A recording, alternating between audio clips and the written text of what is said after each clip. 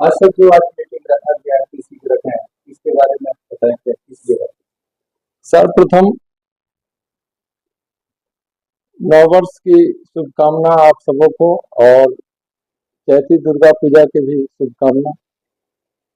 वर्तमान समय में आज जो हमारी सिंदरी के संदर्भ में ये जो प्रेस कॉन्फ्रेंस हमने रखी है, ये निश्चित तौर से सिंदरी के तमाम राजनीतिक दल, सामाजिक संगठन, शहर के लोग, गांव के लोग के पास एक संदेश देना चाहते हैं कि हमारे यहाँ पहले फर्टिलाइजर कॉर्पोरेशन ऑफ इंडिया का कारखाना चलता था। नीतियों के साथ साथ वो भी भ्रष्टाचार के भेंट चढ़ा था। उसमें कई घटनाएं संज्ञान में है, लोगों को याद भी होगी, या 20 वर्ष पुरानी बातें हैं, लोग भूल गए हैं। उसमें भी कोयले के घोटाला हुए थे, जिसको क्लीन चिट मिल गया था, लेकिन न्यायालय ने उसमें दोषी करार दिया था।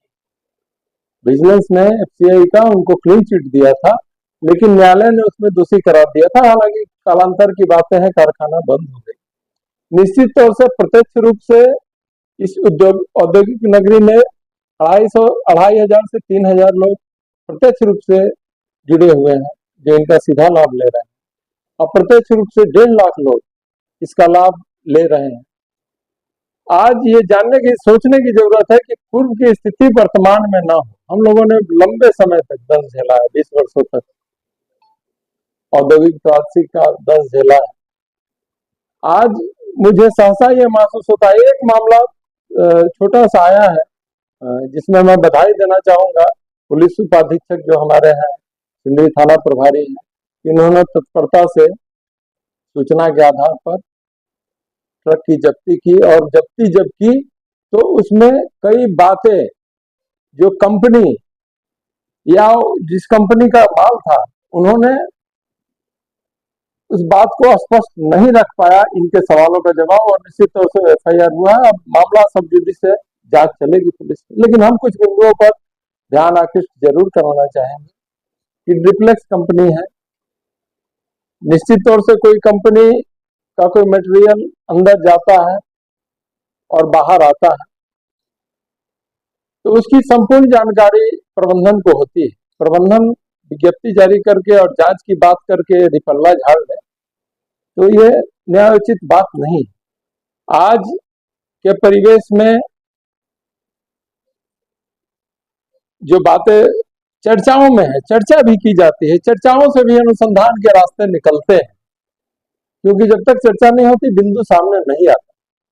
निश्चित तौर से हम कहना चाहेंगे इस पर कि ये एक घटना दिख रही है, एक गाड़ी, लेकिन जैसे इस चर्चाओं के बाजार में है कि सैकड़ों गाड़ियां निकली होंगी। अभी उसका कोई प्रमाण नहीं है, लेकिन उस प्रमाण को पुलिस जांच के क्रम में ला सकती है। रही बात कि मटेरियल जो लेके जा रहे थे वो डिप्लेक्स कंपनी, और इस उद्योग के निर्माण में टेक्निक और एलएनटी, एक फ्रांस की कंपनी थी टेक्निक, जिसने इस प्लांट का निर्माण किया। उस निर्माण के क्रम में जो भी मटेरियल उनका गेट के अंदर, हल के गेट के अंदर गया, उनका बिलिंग हुआ, और उनका कोई ऐसा मटेरियल नहीं था जो कि उनका था, क्योंकि सारे चीजों का HURL ने बिल दे दिया था। तो उनके जैसे अधिकृत रूप से तो मैं नहीं कह सकता, लेकिन चर्चाओं में उनके पदाधिकारियों से जब हमने बात की, उन्होंने कहा कि हमारा तो 100-200 करोड़ का माल पड़ा हुआ है, जो आने वाले समय में HURL इस्तेमाल करेगी, क्योंकि हमारा जो भी मटेरियल अंदर गया उसकी बिलिंग हुई, और उस बिलिंग के क्रम में वो मटेरियल जब हम गए तो अपना टूल्स लेके हम वहां से निकले हैं, न कि कोई मटेरियल लेके निकले। आज बात है कि ये भी जांच का विषय है कि क्या वो सारे माल स्टोर में पड़े हुए हैं, इसकी उच्च स्तरीय जांच हो। जो भी उपकरण या स्क्रैप जिसको ये कह रहे हैं, जो उपयोगी सामान उद्योग की है, वो वहां है कि नहीं, उसकी जांच होनी चाहिए, और इसकी उच्च स्तरीय जांच होनी चाहिए।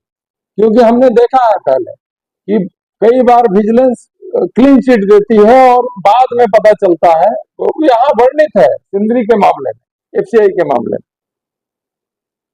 कि उसके बाद वो दोषी करार बोल रहे हैं सर कि प्रशासन इस पर और एचयूआरएल की तरफ से इस पे जांच हुआ, तो आप इस मुद्दे को खास तौर से जोड़ देना चाहते हैं? हम एक जागृति लाना चाहते हैं लोगों के बीच, लोगों के बीच भी एक जागृति लाना चाहते हैं कि आप समझे, बेहतर ढंग से जांच हो, बेहतर ढंग से जांच हो और उस जांच की जानकारी हर कोई ले, क्योंकि आज RTI का भी जमाना है, हर सूचनाएं हर कोई ले सकता है, ट्रांसपेरेंट है आज।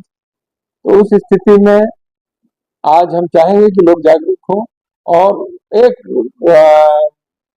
प्रहरी की तरह एक अपने नागरिक होने का दायित्व का निर्वहन करें। बोल रहे हैं सर सिंदरी में एचयूआरएल खाद कारखाना है, सीमेंट खदानी का है, और यहाँ के युवक को रोजगार के लिए बाहर दूसरे राज्य में जाना पड़ता है, इस पर आप क्या कहेंगे?